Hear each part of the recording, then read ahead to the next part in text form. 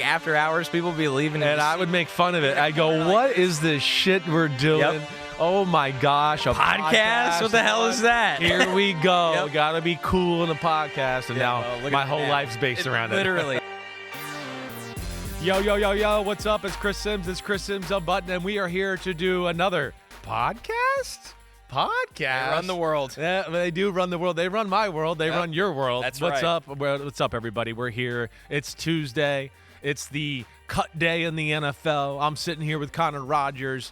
It's a total over-under type of day that we're about to hit as usual. We did it yesterday. We hit on some divisions today. We're going to hit on 4 more divisions, right? So anybody that likes Chris Simms Unbuttoned, you're getting an overload of it this week. You're getting 4 days, 4 podcasts, right? What the hell is that? It's 4 days of Chris Simms Unbuttoned this week because we're going through the whole NFL. And we got some big boppers today. How about the AFC West, the NFC West? That's right. There's a lot of good ones here. I mean, if we had this conversation through the first 2 of these that we did, it's just really hard to look at. There's not a lot of bottom feeders this year.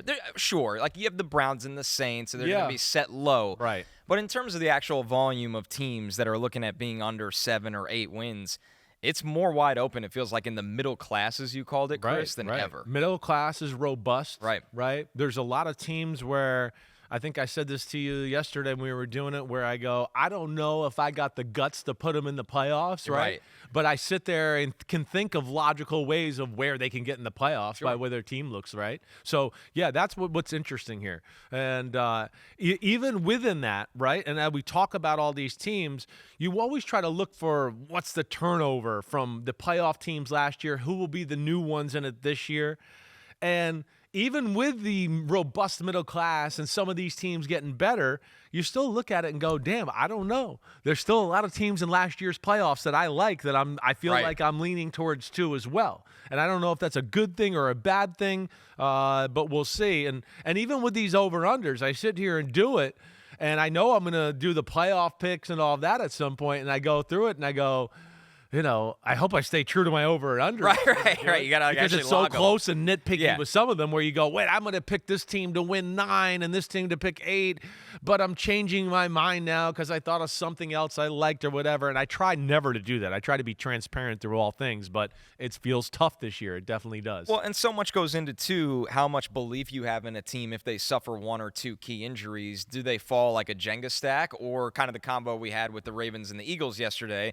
They draft depth every year where their second stringers look just as good as some team starters. Yeah, and that's where this cut day becomes crucial. Massive. Because this is where you get one team's trash, might be another team's treasure that gives you, a little depth at a position, or a position where you go, man, we don't really have a third receiver or a guy we trust or a fourth defense end. And, those are the guys that become available today. We talked about some dicey quarterback situations. We'll hit on that a little bit as we go through the podcast today here.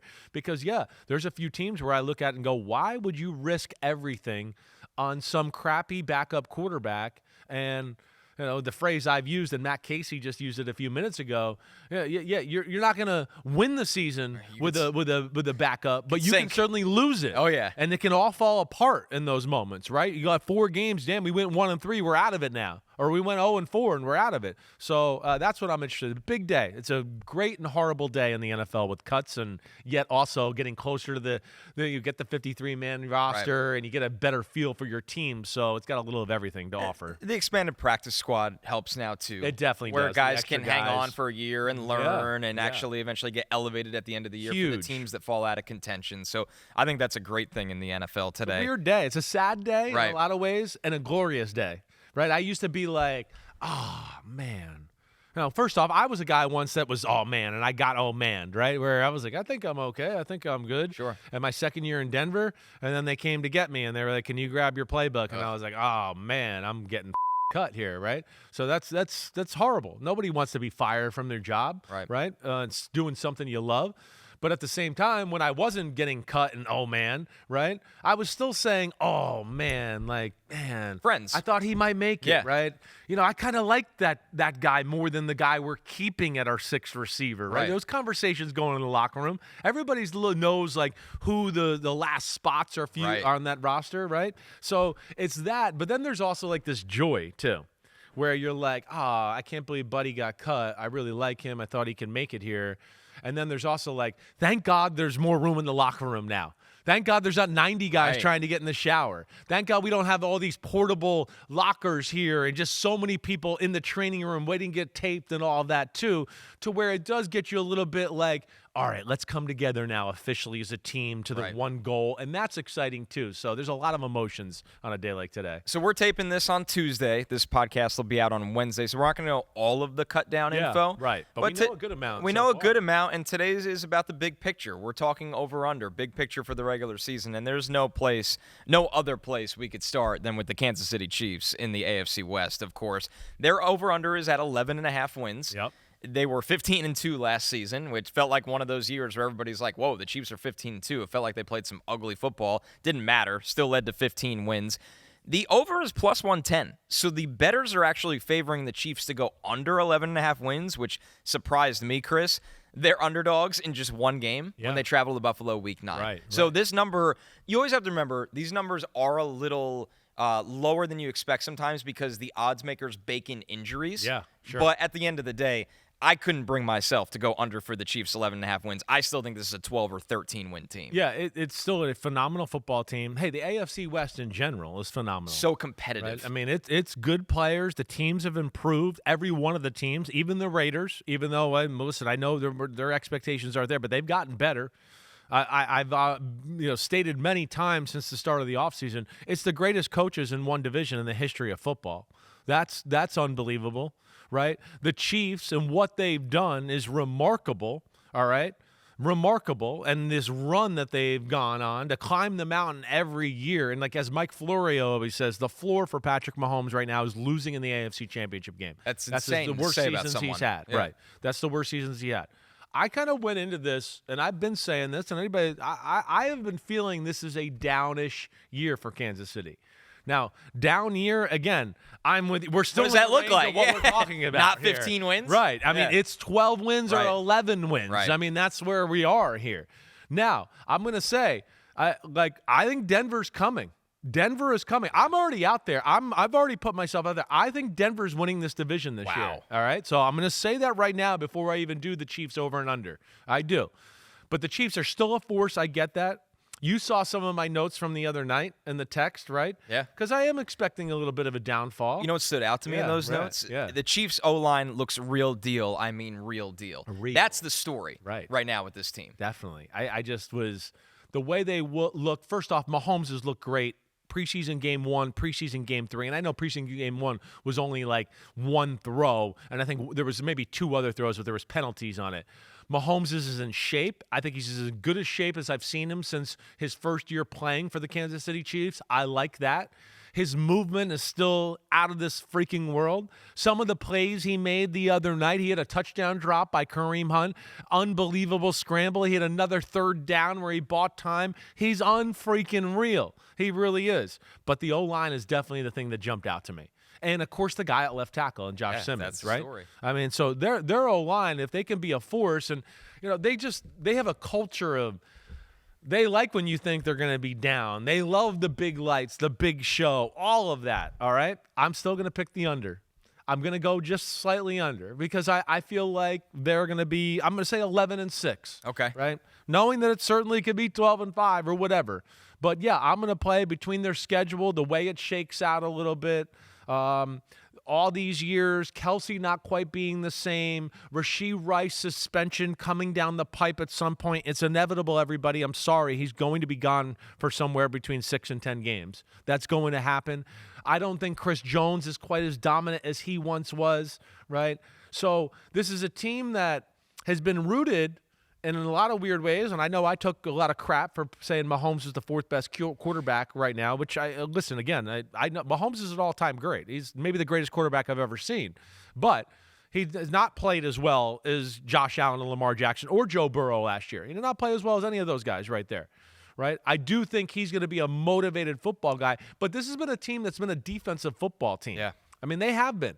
And, with the Rashee Rice thing, okay, it scares me a little bit. I don't know what to really expect of Hollywood Brown. The O-line is better, But does that mean they're going to run the ball and enforce their will in the run game that way? I don't know. I'm not sure. I'd like to see a little bit more there. All right. So, yeah, those are things I question, along with the schedule and the division they're in, which I just think is a different animal this year. And that's why I'm going to say 11 wins, still go to the playoffs, but not the 1 or 2 seed this year. I don't think that happens. The last thing I'll ask you, how much of a difference would and we don't know how he'll ultimately look, and Isaiah Pacheco look for this offense? Because when he came back, it was clear. Yeah, it wasn't the same. It wasn't the same guy, and now he's had more time. Yeah. It just feels like out of that backfield, he gives them a totally different element. He for a team that we know really wants to throw the ball, and Andy Reid's certainly been better in being patient with the run the last few years, because I think he's realized, hey, we're a defensive team. I got to do some of this a little bit. Yeah, he brings a certain physicality to their team because, they're most times they're in the spread. They're in the shotgun. Right. They're throwing the ball. It's RPOs. That's what they do, all of that. But then to have to think, oh, no, there's a freight train that comes downhill every now and then. Yeah, I think that changes teams' attitude. It gives them a little attitude. We'll see where that goes. There was one other point I was going to make here. But the other thing, too, just with Mahomes and all that, man, he's been throwing the ball with authority. That is another thing that's jumped out to me because he has kind of been a little the last few years, kind of lays it out there, touch throws a lot, sidearm, blah, blah, blah. And I feel like there's been throws even when I was breaking him down for my quarterback rankings where I was like, oh, no, we can't lay this one in here. You got to throw your heater here. You got to throw the Josh Allen fireball. And I feel like I've seen that more in the 2 preseason games. So we'll see where it goes. But, yeah, I'm saying they're just a hair down than what we've seen. All right, we move over to your division winner. You let that cat out of the bag. Oh, wait, last thing with Kansas City. I like Tyquan Thornton, though. Who seems to be revitalized. He might have a little role. They pumped him up there. That's where I wanted to get to, too. Yes. All right. Just as you'll learn here as you're working with me.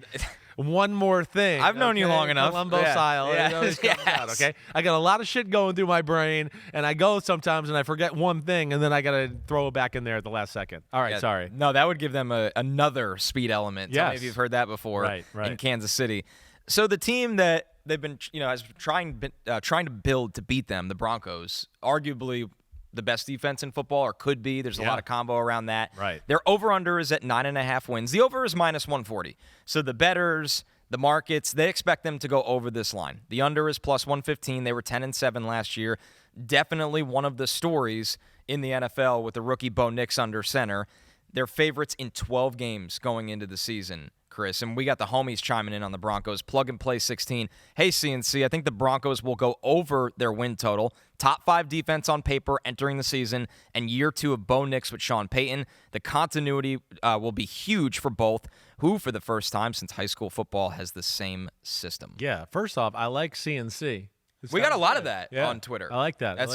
Maybe that'll stick. That with some of your very creative little gifts you've put out there. I like those. So I do like those a lot. You're well done. Sometimes I'll you get can bring that in. Going. I'm not going to do that. I'll need take the you torch. to do that all kind right. of stuff. All right. I'll help with the social. All a little right. bit. Good. Yes. Please. All right. You're cool. You're in the age group. I'm aging out though. You're getting there. It's scary. You're getting there's there. times where I'm talking to people and I'm like, oh wow, I'm getting old. Yeah. 30s hit a little different. You get a point where you're like, I don't know if I want to keep up with the new trends and things like that. It's like it's not that important to me. But then all of a sudden they're like, hey, your job depends on it. You're like, okay, it is important to me now. You're gonna do this. Like when I did the model walk yesterday. Exactly. That was well done as well. Mackenzie knows a thing or two about social media. She does. But plug and play, I'm with you there. I'm very bullish on the Broncos and what they're doing. I mean, honestly, we saw the results on the field last year. There's a lot of things to like about their football team. It all started for me really early on in the offseason, and I said this to Florio a few times, just talking to people in their organization. I know early on in the offseason, they were a little bit like, we're going to be good.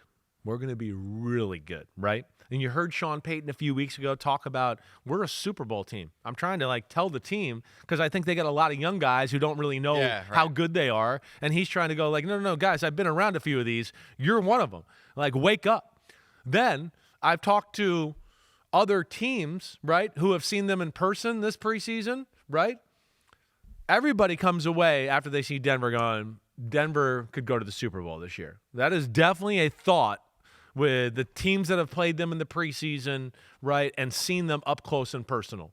defense it's borderline flawless. I mean, it's flawless. They're loaded. They're loaded. Yeah. I mean, they got it all. They got depth, talent, all of it. I mean, you got Zach Allen and DJ Jones in the inside. Holy crap.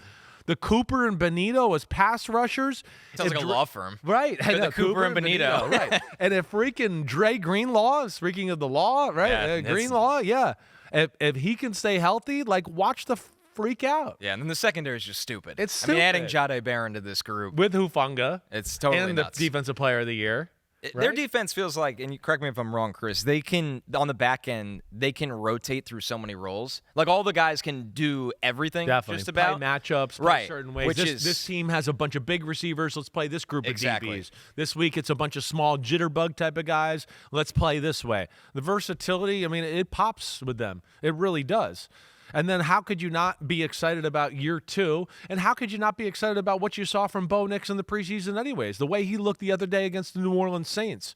Everything there. I mean, it seems like the stars have aligned along with a coach who's one of the best coaches in football. So Troy Franklin emerges here. Some of the young guys emerge. That's why they can trade away Vele, right? Yeah. Right. Pat Bryant, who they took, they seem really happy with. I no doubt about it. They're excited about R.J. Harvey. I think their offensive line's pretty damn good. You look at this team, and other than the fact that we don't have a lot of history of them playing big game football right now, I know that, but you wipe that clear and you just look on paper and you look at the coaches, you go, wait, why wouldn't they be in the conversation for the Super Bowl? Right? Other than, it's a second-year quarterback. That's right? What the entire and there's haters on Bo Nix, too. Right. Just the haters on Bo Nix. Yeah. They want to see him take a leap with the big dog quarterbacks, but he impressed me as a rookie, especially the second half of the year. Definitely. When he settled in a little bit more and played with more confidence. I'd be shocked if he doesn't take the leap everybody wants him to take. I think he gets up there in that conversation with the top 10 quarterbacks in football this year. I really do. I'm expecting that. Everything I just know about the kid, the skill, talent, everything around him is amazing. That's why I'm going over here. I'm going to say they're a 12-5 football team this year. Well, you picked them to win the division. I did. So I got to pick them at least one game above the Chiefs if they're going to pick them to win division. Yeah, and I'm going to ride the momentum, the belief, and just a little bit maybe of, like I said, the Chiefs. How many years can they do this in a row? I'm going to play the probabilities that this is the year they fall off just a hair. So this is now the one I am the least confident in. Yeah. I did all the schedules, and I got to the Broncos, and I was like 9-8. It makes sense. Yeah. Maybe a little regression from last year, but they're just as good, if not better. I just think this division eats each other. And you'll see more of my point when we get to the Chargers and the Raiders as well, because I just believe in every team in this division that I don't think the Broncos are necessarily going to regress. I just think this division is so damn good that it's so hard to be one of those 12, 13, 14 teams. Now, I did say that about the Chiefs because they're the Kansas City Chiefs. I'm going to believe it till I see otherwise. Yeah, I got you. But the way you outlined it, the Broncos, they should be awesome this year. The defense is just really, really talented. I'm curious how that backfield plays out after they cut Audric Estime, so they clearly have a full belief in not only R.J. Harvey, but the guys around him as well. Yeah. And they have the veteran there in Dobbins, who I'm assuming is going to get played. Yeah, they got Dobbins. They still got McLaughlin, right? Who And they they'll like play all as a three. little weapon guy there. Yeah, but yeah, I think R.J. Harvey is the guy that we're going to see get a ton of touches. I think he's going to be their Alvin Kamara. That makes sense. Right? He's going to be that guy because that's why you draft him. He can catch the ball. I don't know if he can cut that way with the ball in his hands. I would think he can do it without the ball in his hands, route running, right? And then we were both impressed with what he looked like in college football. He was a one-man big playability and can break your ankles in short little areas and do that too. So yeah, I'm very high on them, and I'm a big Sean Payton and Sean Payton fan, and of course Vance Joseph on the defensive side of the ball. Not only are they a dominant defense, they create havoc and turnovers. They're a team unlike your Jets, where I'd go, they were unbelievable. They're really good, but they played a system that didn't lend itself to making plays, right? It was all about just don't let up the big play, almost basically. Denver, they might let up a big play every now and then because they go for it. Yes. They go Which for it. I love that. And I love that too. Right. And that to me is usually what great defenses can do. Offense is down today. Ooh, the defense got a few turnovers and maybe even scored a touchdown themselves. Right. And we still won the game on an offensively down game, right? Yeah, so the Broncos, obviously high expectations for them. And the theme kind of continues. I mean, now we go to the Chargers. It's just one big team after the other. And the Chargers, of course, it's brutal that they lose Rashawn Slater before the year even starts. One of the most promising aspects of them is the tackle duo, but they're deeper than that. Their over-under is also at 9.5 wins, much like the Broncos. It goes to show you how the Vegas projections for this division are relatively even across the board. They're favorited, Chris, in 13 games going into this year. We got Dat Fifth base, though. Chargers over. Where are you going to stop them on offense now that Herbert has weapons and a run game? Defense is Chris's man crush. Yeah, I love the defense. I love the way they play on the defensive side of the ball. I mean, Jesse Minter, to me, as the D coordinator there, is one of the more creative guys. Mike McDonald-ish, right, up in Seattle, all rooted in that Baltimore Raven, Michigan Wolverine scheme, right, that they got. Wink Martindale's up there in Michigan right now. He's rooted in that as well, right? He was with Baltimore, the Giants, too, right? So, yeah, it's got a lot of different things and a lot of different ways to attack the quarterback. That's what I like on that side of the ball. I will say, too, and I'll add a little personal experience, being on the field of the Hall of Fame game, the Chargers had an energy about them of, like, belief. Good things are happening. I'm going to go with the over here. I did as well. Yeah, I am. I mean, again, I know I'm going to pick playoff teams and all that, too. I'm picking all three of these teams to go to the playoffs. There's just too many things I believe in, through and through. The quarterback is damn good here. The O-line, it sucks that Rashawn Slater got hurt. I still think it's going to be a pretty dominant O-line, though. Right. It's a good unit. Yeah. Omarion Hampton's going to change their team. I agree. And they talked about that, too. He's the real deal. The receiver thing, it certainly seems like there's help on the way. Right? I'd like to see it in regular season football a little bit. I know Trey Harris had a few moments. Keandre Lambert-Smith had a lot of moments. Yeah. It was a great job by them getting Keenan Allen. I think that makes sense. I only have one question about their team, really. I guess it's like defensive line difference makers, right? Right, not just hold the fort guys. Not just hold the fort guys, but can you beat the Kansas City Chiefs, the Ravens, right? Those type of teams would just hold the fort down type of shit. I don't know if you can get to Mahomes and get to Lamar Jackson and do that without, you know what I'm saying here, a superstar type of guy up in the front seven. Right, wreck people, demand the attention of two people. Right. That kind of player. Exactly. I mean, they have Khalil Mack back, but he's a different player at this. Like, I don't know if he's that player anymore. Exactly. Solid, good, right? No doubt about that. Legend, but at a point of his career where he's not a superstar take over the game guy anymore. I am excited to see the rookie Jamari Caldwell in the middle of this defense, but it goes back to like big hold the fort kind of people on this unit. Obviously, huge expectations for Ladd McConkey this year. I love your point about Omarion Hampton. The fact that this team can throw at all three levels of the field, but now they have like the hammer in the backfield that they could you could hand him the ball 3 times in a row and he's just knocking people out.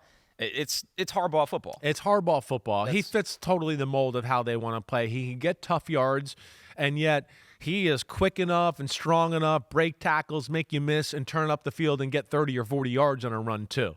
So I like all aspects of that. But, yeah, you could feel an energy there that is palpable, and I'm one that believes in that type of stuff.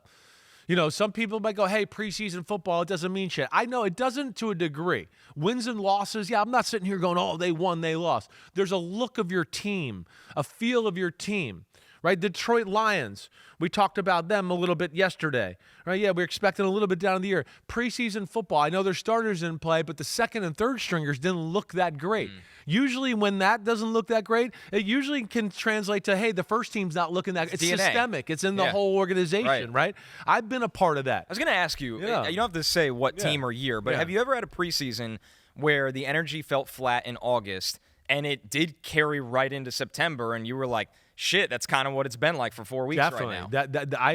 I can say that with a number of years in my career, right? I really can almost say the teams that were good, I could feel it in training camp and whatever else. There was a belief, a camaraderie. The coaches were just on their game to where it was like, hey, we're not going to try to do all this. We're going to be concise and be great at this type of stuff, right? The year after we went to the playoffs as I was a starter, right, I could feel we did not have the same energy. I remembered the energy from before going like, oh, wait, we feel we got a little mojo going. And then it was like, whoa, we're starting back at ground zero. We're not there. And you hope the magic hits, right? But you're just hoping.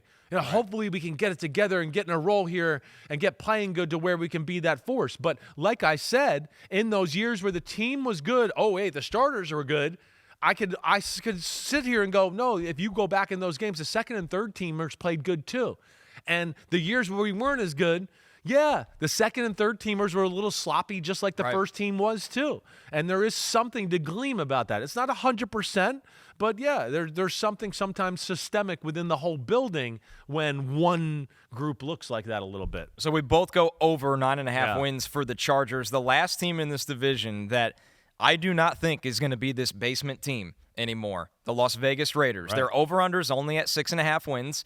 Everybody likes the over. It's -145, so they're projected more as a 7-win team. Only 4-13 last season. They're only favorited in 4 games. The Raider fan 16 said, best case to go over. Raiders, new coaching staff, revamped roster on offense, a healthy Max Crosby, the development of Tyree Wilson, last place schedule. All those are good, right? No doubt. They're one of those teams where I look and go like, man, they could be better, and it might not really show a whole lot on their record. That's where it's tough. I like the defense in a lot of ways. I'm a big fan of Patrick Graham and what he does on that side of the ball. They got some intriguing things there, too, when you look at them. I mean, of course, Max Crosby's a beast. Hey, Jermaine Pratt's a nice little addition to the middle of their defense on that side of the ball.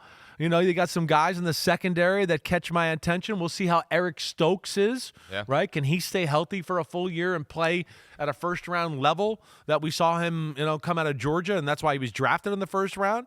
My man Darian Porter, who's certainly going to get some run there with the Raiders. I think I'm going under, and I do feel like they're going to be better, but I think what I question a little bit is, I get the new energy, the last place schedule. I don't know. I question Ashton Genty a hair. Interesting. And how superstar-ish. I know. Just how great it'll be. Okay?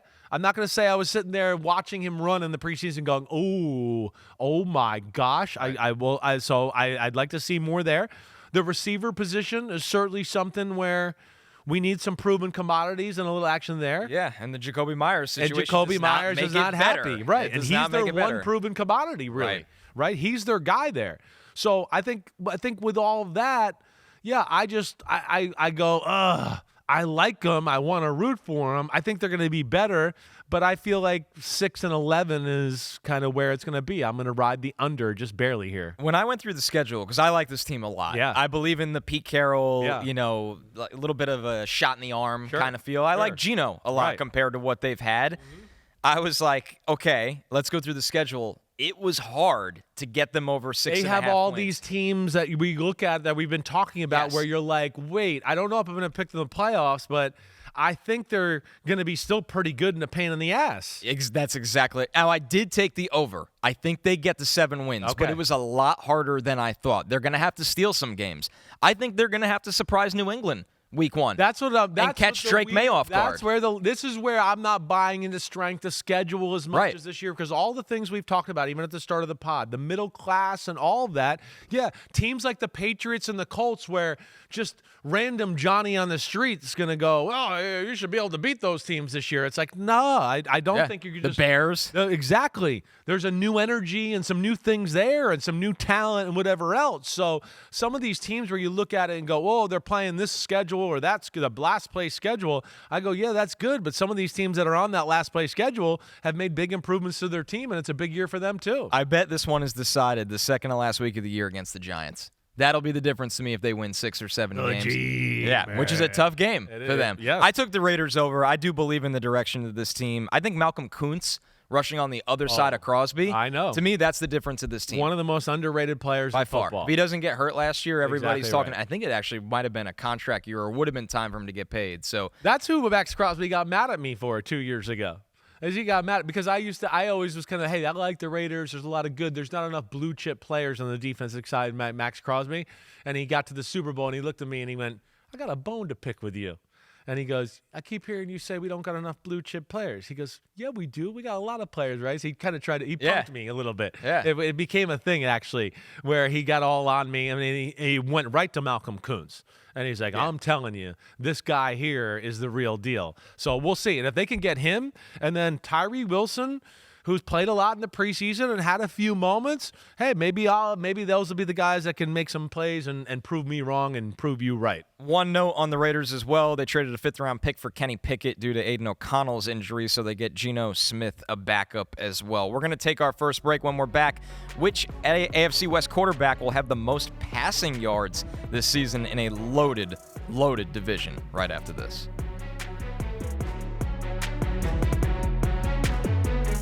Let's take a look at the odds board from DraftKings for the most passing yards in the AFC West. Patrick Mahomes is the heavy favorite here, Chris, at -120. In a division where I actually think you can make an argument for literally all 4 of these guys. I mean, to me, right away, Bo Nix being last, I mean, right. This is Sean Payton. I mean, this is a guy that had, how many times did Drew Brees throw for 5,000 yards? Right.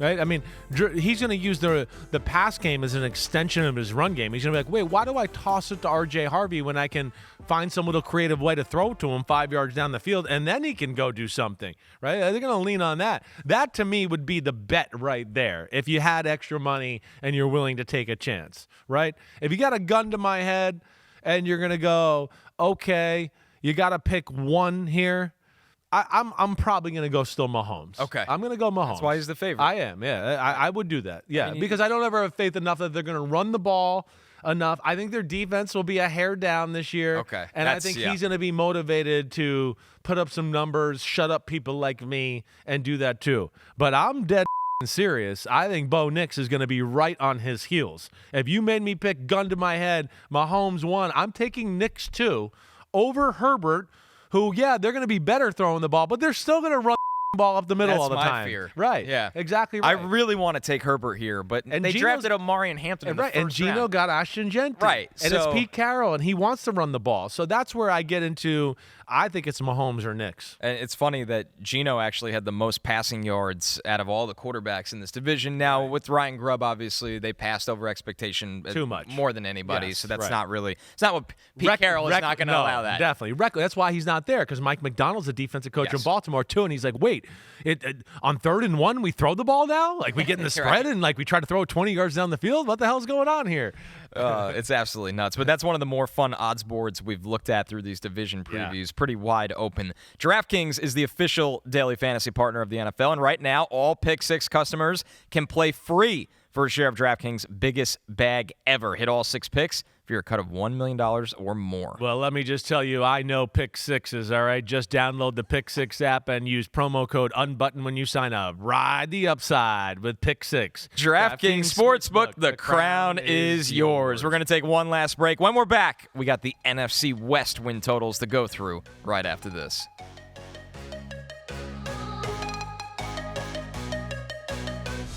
Big Ten Saturday night is back. New Mexico at number 14, Michigan. Saturday, 7 p.m. Eastern Time on NBC and Peacock. Unbuttoned in the house. Yeah, we're representing. That's right, me, you, and Ahmed. Right, hail to the victors right there. That's what I do love about some college football. I love hearing the fight songs. Best. And I mean, Michigan, without a doubt, top 2, 3 fight song. I mean, hail to the victors. Come on. Incredible fight song. Incredible. So many eyes on that game. So, that Everybody game. wants to see Underwood. Yeah, everyone wants to see him, right? I know. I talked to some people up in Michigan yesterday. Excited? I'm excited to, yeah, definitely. And I'm excited to share some of that stuff on Saturday. Saturday's a great day. Hey, college football, real football's back. So we got that game that night. But don't forget, earlier that day is Texas fight. That's right. Yeah, Texas fight. It's going to be interesting. Your demeanor when you come in here. Yeah, you're right. Oh, if we won or lost. Oh, man, sure. I'm a little nervous now. That's for sure. Yeah. I mean, I don't remember ever in my life where the number 1 team the first week of the year is an underdog on the road, which is crazy. I believe they're still an underdog. That does not happen in the history of college football. But with these two teams with 44 NFL players on the field, it'll be a tight one. Well, you know what happens. If Texas wins that game and Arch is even decent, the whole NFL world now starts to talk about Arch. Oh, definitely. It goes from... They're itching to talk about him as it is anyways. Because we haven't had the bona fide preseason number 1 pick Right. You know, like Trevor Since Lawrence. maybe Trevor Lawrence was that guy. Right, Andrew right. Luck was that guy. Right. Because Burrow wasn't that guy. Was no way. Burrow was projected like fourth or fifth rounder before that year when he went off. Caleb Williams at least had other quarterbacks in the class. Yeah. This is the closest thing to that Trevor Lawrence. It does feel if that way. It goes that way. Yes, if it goes that way. We won't get over our skis yet. But where we will is the NFC West win totals. And Chris, you know where we start with this one. Your San Francisco 49ers. Oh, they're mine, huh? Yeah, today they are.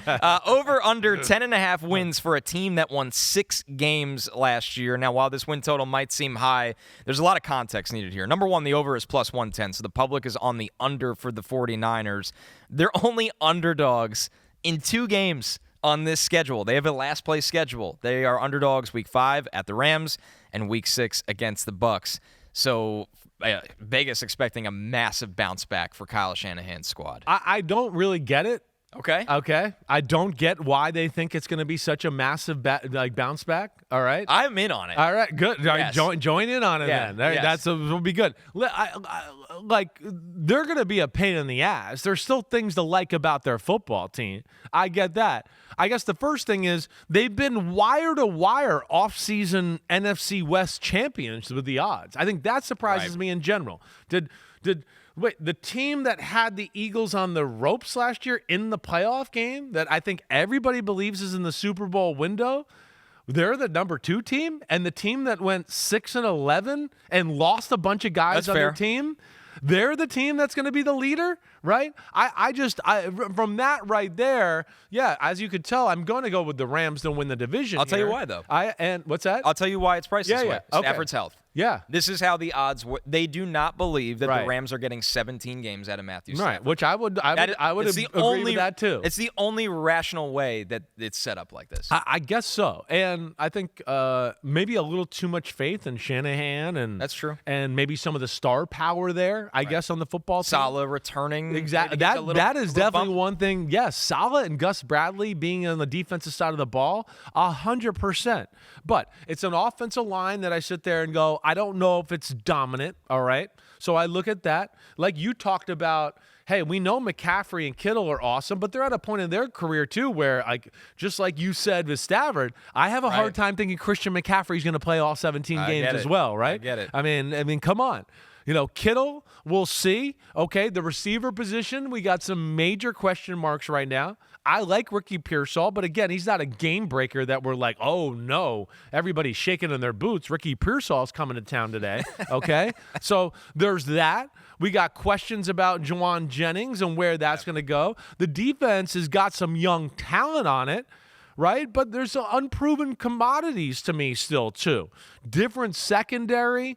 D-line's got new guys on it there. So with all of that, I think the Niners are a real pain in the ass, but I'm picking the under for the 49ers. I get it. And listen, once again, it's set high. It's set at 10.5. I ended up over with this team. Number one, the schedule to me is this is one I actually care about. I'm like, the Niners they're going to outcoach a lot of the teams they play. Sure. The second thing is, I actually like some of the depth of this defense. Can they get a Bryce Huff bounce back season? That'd be big too. He doesn't need to be great. No. You have Nick Bosa there. You drafted Mykel Williams. Bryce Huff goes back to his 3rd edge rusher spot that he was good with Saleh. It didn't work out in Philadelphia. Let's see if they get a bounce back there. Obviously, they got some talent and young guys where you go. Took Alfred Collins, helped the middle of the defense as well. Right. The offense is going to be really interesting because how much can you get by with CMC and Kittle, but Pearsall as the number 1 wide. It's going to be a while for Ayuk.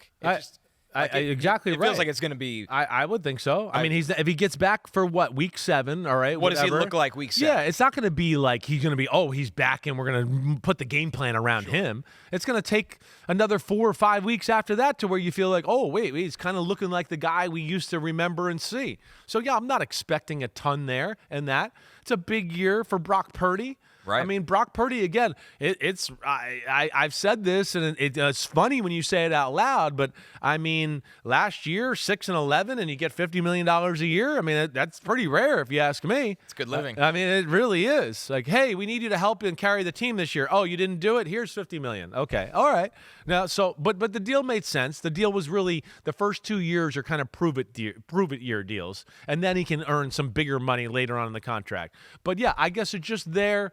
And, yeah, to me, it feels like the 49ers are taken a little step back just to retool to take 2 or 3 steps forward for next year. And I think that's why you saw them, kind of blow up the roster to a degree this offseason and change some teams, change some names and some players to get some young talent in there. Let's go to the team that you love in this division. We got a lot of disagreements. It's great. For how many divisions we've done so far, we actually need to start keeping track. We're probably about 70% different. I used to kiss Ahmed's feet. I'm not kissing feet anymore, even though you used to wear cool shoes and stuff like that. Ahmed would be wearing some junky Converse or something like that. But we got to make some sort of wager Poor here. Ahmed, man. He just can't. Not even here, and he's just getting he's destroyed. Gonna get straight. Yeah. Sorry, he's gonna get him when I'm in person with him too. So don't worry. Would you guys be similar on a lot of things or no? Well, yes, and sometimes because Ahmed maybe wasn't in the weeds like you, right?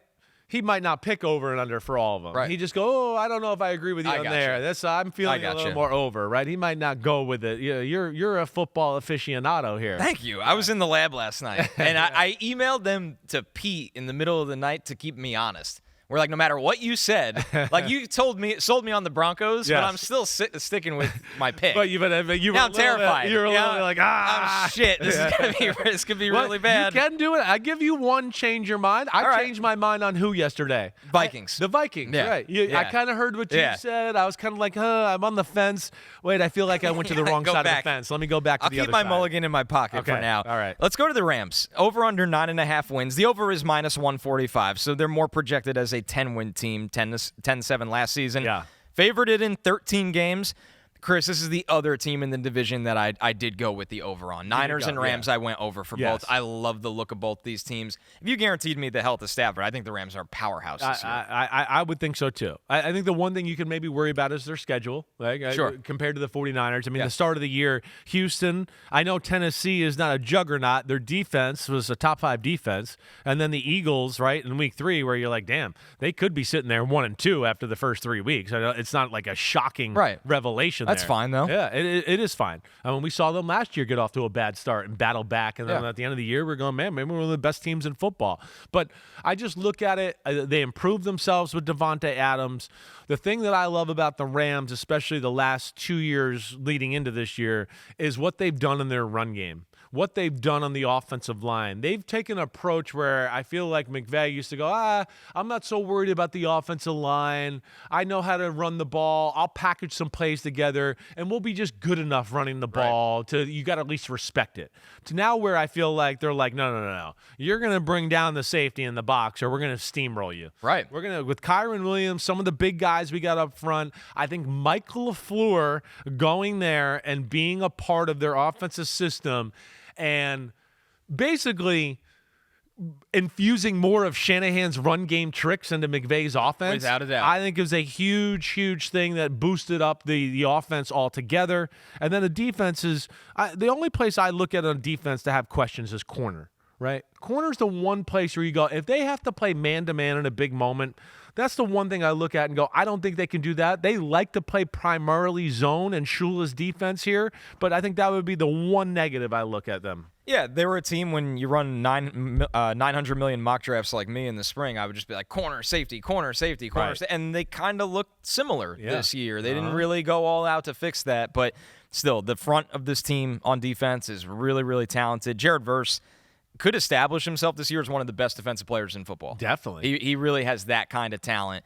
And I love what you said about the offense. It's weird to see McVay evolve, and it could be LaFleur, like you said, where he'll throw man and gap scheme principles with these big people-moving guards. Definitely. We're going to go spend money on those guys, and there's times where, hey, it's not fancy. It's running north and south at you. It's the I think, going to be the ongoing trend in football. We're going to slowly see the spread go away, and everybody's going to start getting back into running the football. The running the football, one, I think the NFL feels like a lot of these defensive guys coming out of college, they don't know how to defend the run. Right. They haven't been coached on it.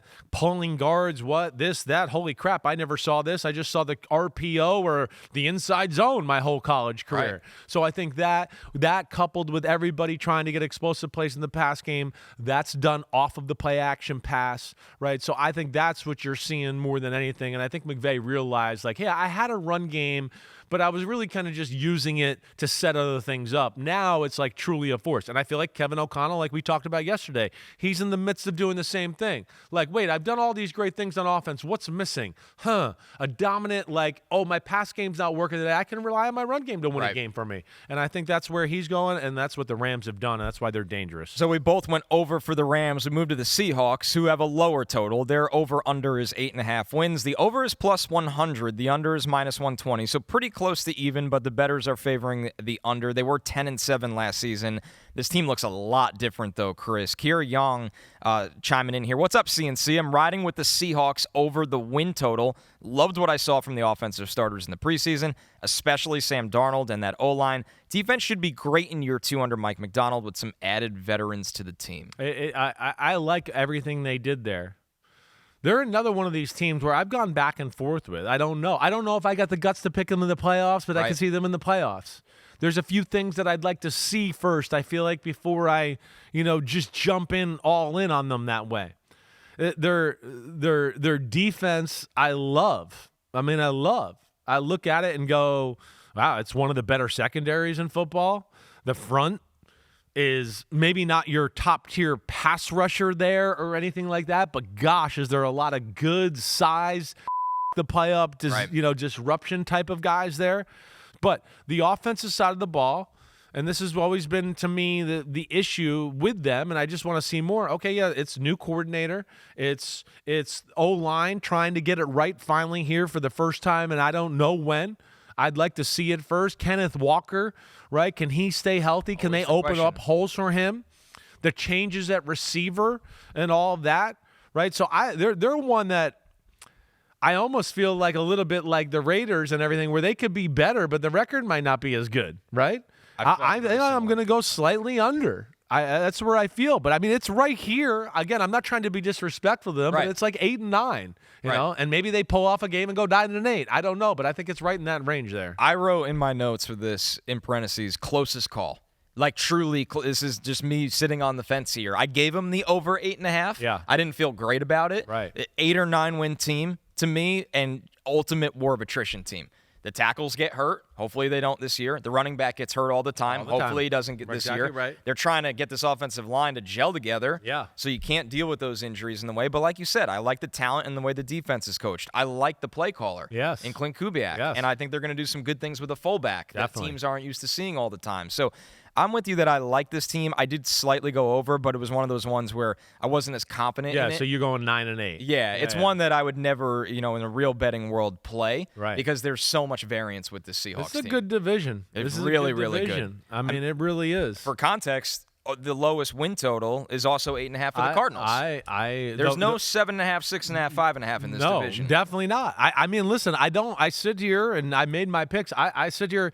Do I think it's crazy if all of a sudden somehow Seattle and Arizona got in the playoffs? I don't. No, I think this is a huge year for Arizona too. I think they got a lot of things that look good on their roster. Again, that's what's crazy about this year is I don't remember ever having a year where I'm so on the fence with teams just on the playoffs or going, damn, 500 or one less, or one game over 500 or one game less than 500.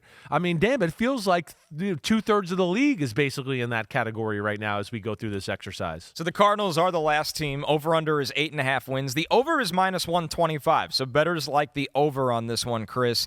This is a team that's done a lot of change with their roster over the last couple of years, but of course the story will kind of always be Kyler Murray. It will be. I like Kyler Murray. I think he's still damn good and talented and dangerous. I think at the end of the year last year, he played pretty good football. He played good within the pocket, too. I've seen him make improvements there and be less small in the pocket, right, if that makes sense. Yeah.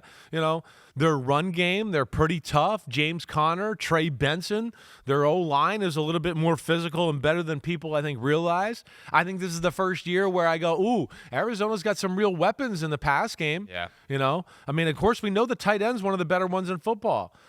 Marvin Harrison Jr. had a great year for a rookie last year. I know he got overshadowed by 2 other guys. It was still great. It really was. I think he plays even better this year. And I think if you listen to anybody out there, that's what they're kind of expecting too. I'm a Michael Wilson fan. Right? So I look at them, and they're another team where I've gone back and forth with. The defense, I like a lot about the defense. I think they're another team where I'd go, I don't know. There's not much missing there. Other than we'd like to see first rounder from 2 years ago, Darius Robinson. How awesome can he be? Right. Calais Campbell. How good is he still at this age and all of that? Tomlinson. Right? Yeah. Dalvin Tomlinson, in the same boat there. I'm going over here. You went over. I'm going to go over. Okay. They're one of the teams I've been bullish on. Let me just say one last thing too, because I'm interested to hear what you got to say about it. Two, I guess I feel like it's year 3.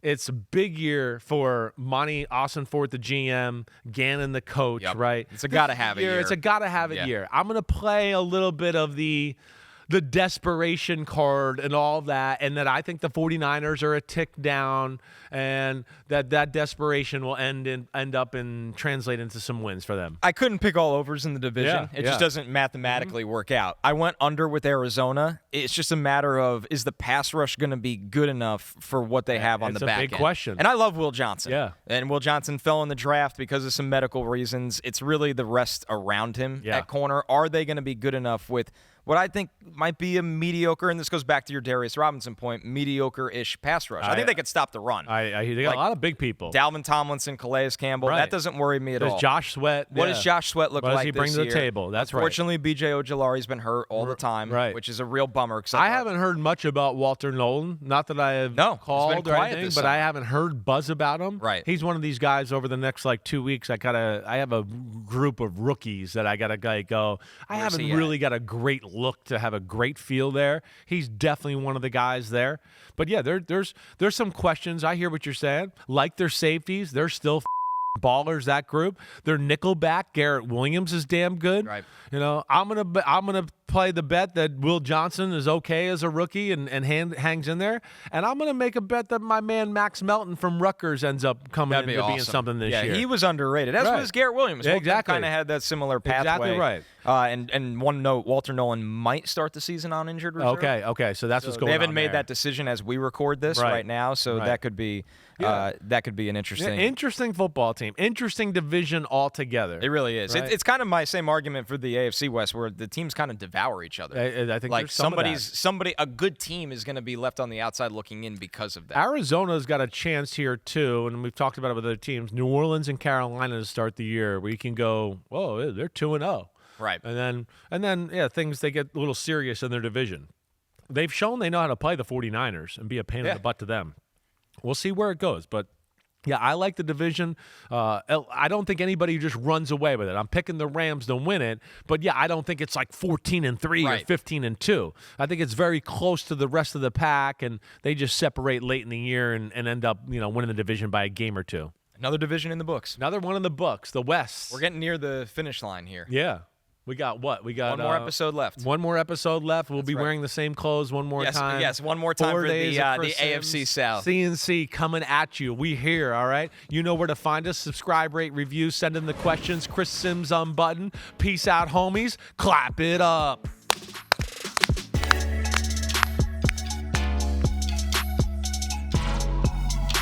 Yo, homies, what's up? Thanks for watching Chris Simms Unbuttoned. And just because the weather's warm doesn't mean football ain't still on our brains right here. We are still working, so smash that subscribe button. We got all the training camp news, preseason news, everything up until kickoff night. Thanks for watching. And again, remember to hit that subscribe button. Peace out, homies.